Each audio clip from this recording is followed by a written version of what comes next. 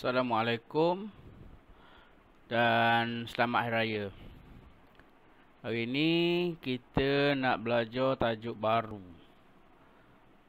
Kita nak buat ulang kaji tajuk pecahan yang telah kamu belajar dulu.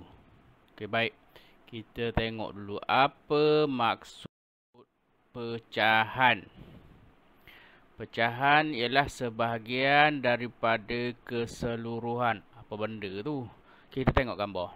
Kita tengok gambar pecahan. Okey, ada satu bulatan pecah kepada 3.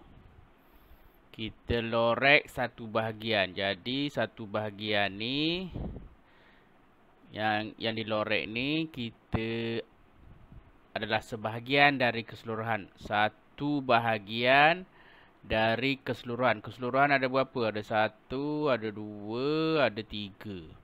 Jadi 1/3. Kita tengok gambar lain, contoh lain.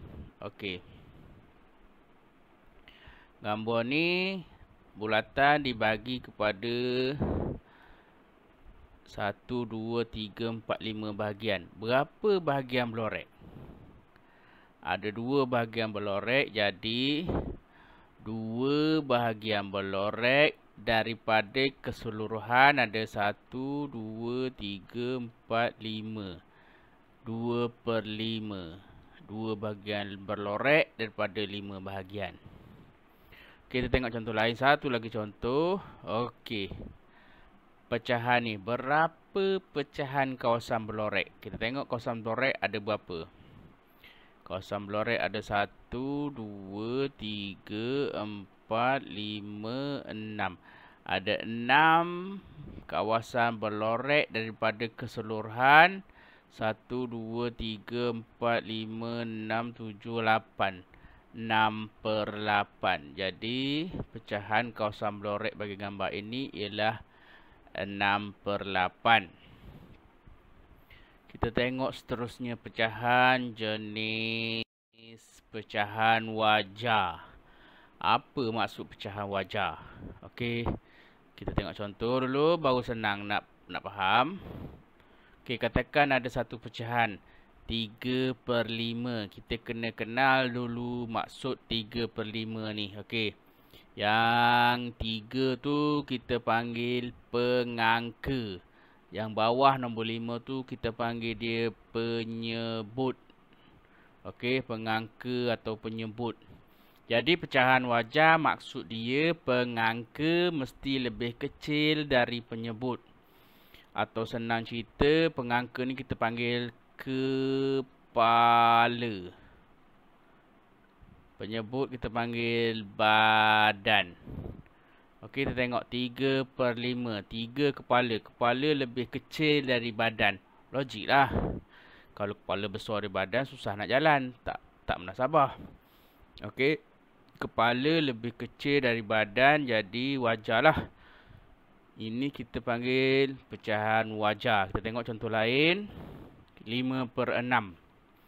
5/6. 5 kepala lebih kecil daripada badan 6.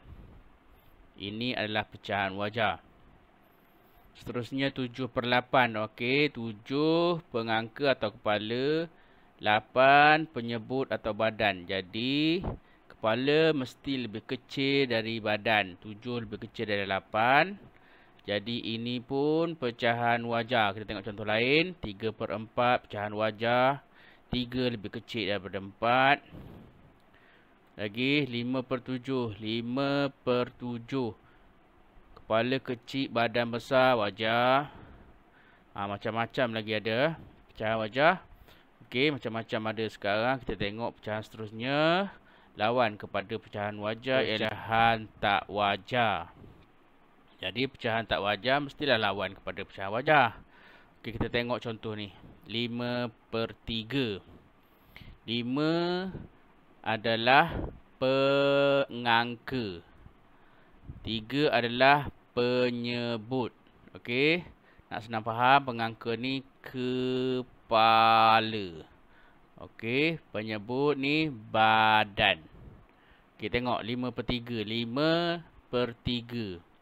5/3. 5 lebih besar daripada 3. Kepala besar daripada badan. Macam tak munasabah, macam tak logik. Kepala besar, badan kecil. Macam mana nak jalan? Jadi itu pasal lah kita panggil dia pecahan tak wajar. Kita tengok contoh lain. 3/2. 3 kepala, 2 badan. Kepala besar daripada badan. Tak wajar, pecahan tak wajar. Contoh lain. 6/5. 6 lebih besar daripada 5. Ini pun pecahan tak wajar. Ada lagi contoh? Ada satu lagi contoh. 15/14. Atas kepala. Kepala besar, badan kecil. Tak munasabah. Tak wajar. Jadi ini adalah pecahan tak wajar. Jadi cikgu harap kamu faham pecahan wajar dengan pecahan tak wajar. Kita pergi tengok contoh lain pula. Itu pecahan nombor bercampur. Aduh, benda pula pecahan nombor bercampur ni. Okey, kita tengok. Ada 2 nombor. Ada 2 nombor. Nombor 2 kita panggil nombor bulat. 4/5 kita panggil pecahan. Nombor bulat, apa maksud nombor bulat? Selain 2 macam-macam nombor bulat. Nombor bulat ni angka biasalah. 3 pun nombor bulat. 4 pun nombor bulat. 7 pun nombor bulat. Nombor bulat ni ialah nombor ataupun angka yang tak ada per atau tiada titik perpuluhan. Okey? Jadi macam mana jadi pecahan nombor bercampur tu? Okey, tengok. Tengok. Bila ada nombor bulat campur dengan pecahan, dia akan jadi pecahan nombor bercampur. Boleh ya? Cikgu ulang balik. Nombor bulat campur dengan pecahan, dia akan jadi pecahan nombor bercampur. Kita tengok contoh. 4/3/5. Okey, 4/3/5. 4 ni nombor bulat. 3/5 pecahan. Dia jadi pecahan nombor bercampur. Tengok contoh lain. 5/6/7. Okey, 5 ni nombor bulat. Sebelah dia ni pecahan. Dia jadi pecahan nombor bercampur. Tengok satu lagi contoh. 9/1/3. 9 nombor bulat. 1/3 adalah pecahan. Bila bergabung, dia jadi pecahan nombor bercampur. Okey, gua harap kamu faham. Kita tengok satu lagi jenis pecahan. Okey, pecahan setara. Ini soalan biasa keluar ni, senang aja tapi ramai yang salah. Apa maksud pecahan setara? Apa maksud setara? Okey, tengok S setara. Maksud dia sama nilai. Okey. Pecahan setara ni dia ada banyak pecahan tapi nilainya sama. Contoh. Kita bagi contoh bagi senang faham. 2/3. Okey, soalan biasanya bunyi carikan pecahan setara bagi 2/3. Nak senang buat, kita darab 2/3 ni dengan sifar. Katakan kita ambil sifar 2. Kepala darab 2, badan darab 2.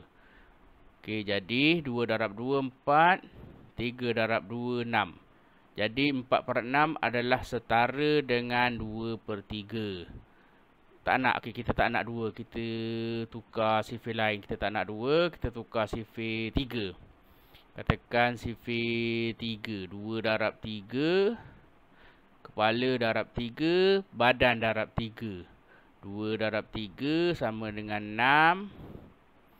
3 darab 3 sama dengan 9. 6/9 pun pecahan setara bagi 2/3. Kita nak cuba sifar lain. Okey, katakan kita nak darab 5. Okey, kita darab 5. 2 darab 5, kepala darab 5, badan pun mesti darab 5. Okey, jadi berapa? Jadi 2 darab 5, 10. 3 darab 5, 15. 10/15 pun pecahan setara bagi 2/3. Okey, masalahnya kita tak mahir sifar. Kita mahir sifar 2 je. Jadi biasanya kita darab dengan 2 saja. lagi senang. Okey. Kita tengok contoh lain. 5/6. Soalan dia, cari pecahan setara bagi 5/6. Okey, nak buat macam mana? Kita darablah dengan sifar apa-apa. Kalau atas darab 3, bawah darab 3. Jadi berapa? 5 darab 3, 15. Bawah badan 6 darab 3, 18. Jadi 15/18 adalah setara dengan 5/6. Kita tak nak sifar 3. Kita nak sifar lain. Sifar berapa? Sifar 6. Boleh, tak ada masalah. Sifar 6. Kepala darab 6. Kepala darab 6. Badan pun darab 6. 5 darab 6 sama dengan 30. 6 darab 6, 36. Jadi 30/36 pun setara dengan 5/6. Bila melibatkan pecahan setara, tak perlulah darab dengan sifar yang besar-besar.